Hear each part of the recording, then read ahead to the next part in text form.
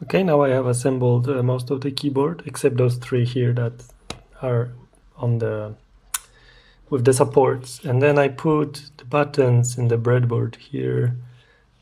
They're mostly aligned how they should be, and I think you can see here that,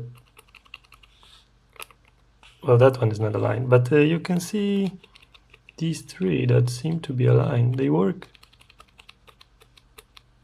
quite well, actually.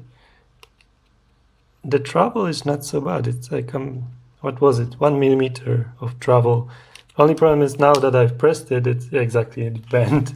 It bends really easily. So definitely need to look into another material or, yeah, alternative.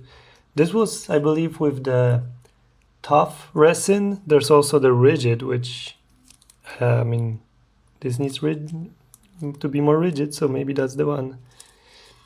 And then another thing is, yeah, after looking more at these, they definitely sanded off the indentation. Like they're super flat and they're a bit more rough on top. Look, like here you can see the scratches.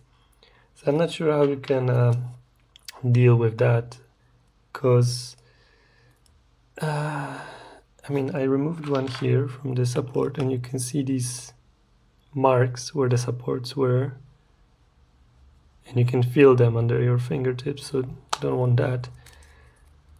Otherwise, I mean, it's kind of hard to test this keyboard right like this because the buttons are just down, so you can't easily test pressing of these buttons, but otherwise it seems to work.